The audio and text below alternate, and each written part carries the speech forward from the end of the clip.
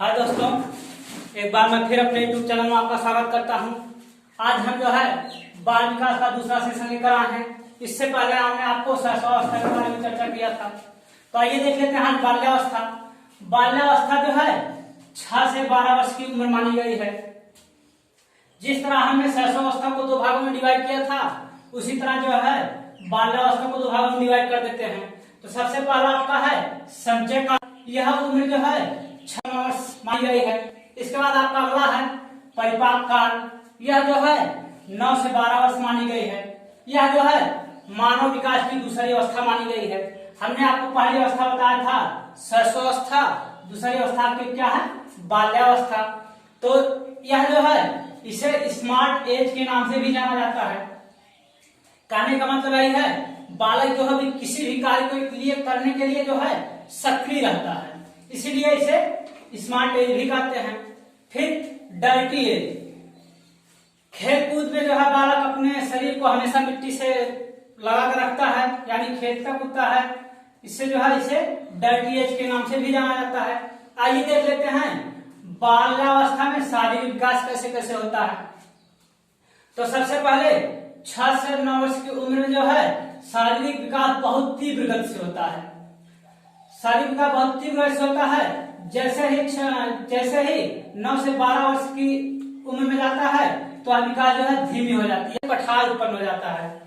इसके बाद फिर शरीर की लंबाई जो है 5 से 7 सेंटीमीटर बढ़ जाती है। लेकिन यदि आपसे पूछता है कि बाल्यावस्था में यानी संपूर्ण बाल्यावस्था में शरीर की लंबाई कितना बढ़ती है, तो 30 से 42 सेंटीमीटर बढ़ जाती है। इसके बाद है हड्डियों की संख्या जो है 270। शैशवावस्था में हमने आपको बताया था कि हड्डियों की संख्या जो है 270 मानी गई है। लेकिन जैसे ही शैशवावस्था के बाद बाल्यावस्था में आते हैं, हड्डियों की संख्या जो है 270 से बढ़कर 350 हो जाती है। फिर आगे आपका अगला है कि बाल्यावस्था में दांत। हमने आपको शैशवावस्था में बताया था कि शैशवावस्था में जो है बालक के 20 दांत आ जाते हैं, लेकिन बाल्यावस्था में जो है 27 से 28 दांत निकल आते हैं। इसके बाद आपका है हमारे मनोवैज्ञानिकों ने कुछ परिभाषाएं दे दिए हैं। आइए उन परिभाषाओं को देख लेते हैं। तो सबसे पहले जो है बाल्यावस्था संवेगात्मक विकास का अनोखा काल है। यह जो है कौल एवं ब्रुश का मानना है। फिर अगली परिभाषा जो है खेल के द्वारा बालक अपने भावी जीवन की तैयारी करता है। यह जो है काल ब्रुश का मानना है। कहने का मतलब यही है खेल के माध्यम से ही बालक अपने भावी जीवन का निर्माण करता है। जैसे आपके जो भी है मारिया शारापोवा जैसे हुई, विराट कोहली हुए, धोनी हुए, ये सब जो खेल के माध्यम से अपने भावी जीवन का निर्माण करते हैं। इसके बाद अगली परिभाषा देख लेते हैं बाल्यावस्था मिथ्या व परिपक्वता का काल है। यह जो है रास महोदय मानते हैं। कहने का मतलब यही है कि यह जो है यही सबसे इम्पोर्टेंट है। यही आपसे ज्यादा पूछता है कि बाल्यावस्था मिथ्या व परिपक्वता का काल है या किसका मानना है, तो रास महोदय का। फिर अगली परिभाषा को देखते हैं बालकों के खेल उन कार्यों की पुनरावृत्ति है जो सृष्टि के प्रारंभ से उनके पूर्वज करते आ रहे हैं। यह जो स्टेमिना हारने वाला है। इनका एक इम्पोर्टेंट पोजीशन आगे है। यह जो है कहते हैं कि किशोरावस्था जो है तनाव और तूफान की अवस्था, यह इन्हीं का कथन है। इसके बाद आगे देख लेते हैं कि महत्वपूर्ण तथ्य, यानी इससे कौन कौन से महत्वपूर्ण तथ्य जुड़े हुए हैं। तो सबसे पहले आपका है संग्रह करने की प्रवृत्ति, यानी बाल्यावस्था में जो होता है बालक के अंदर संग्रह यानी इकट्ठा करने की प्रवृत्ति बहुत तेज होती है। इसके बाद आगे चलते हैं अगला पॉइंट, वस्तुओं को संचय करने का प्रयास, यानी वह जो वस्तुओं को संग्रह भी करता है और संग्रह करने का प्रयास भी करता है, यानी छोटे छोटे जो भी खिलौने होते हैं उनको इकट्ठा करने का प्रयास करता है। इसके बाद आपका अगला पॉइंट है प्राथमिक विद्यालय में प्रवेश की अवस्था, यानी जो है आपकी बाल्यावस्था है यहीं से बालक की प्राथमिकता की जो है प्राथमिक शिक्षा का शुरुआत होती है। फिर आगे आपका अगला है कब क्यों कैसे, यानी ये सब जो भी प्रश्नवाचक चिन्ह है यह सब बालक किसी अवस्था में करना प्रारंभ कर देता है। तो आइए फिर देख लेते हैं कि बाल्यावस्था की कौन कौन सी विशेषताएं हैं। तो सबसे पहली विशेषता आपकी है शारीरिक विकास में स्थिरता। हमने आपको इससे पहले बताया है कि जो है 6 से 9 वर्ष की उम्र में जो है शारीरिक विकास बहुत तीव्र गति से होता है, लेकिन जैसे 9 से 12 वर्ष की अवस्था में पहुंचता है तो शारीरिक विकास जो है थोड़ा धीमी हो जाती है, यानी उसमें स्थिरता आ जाती है।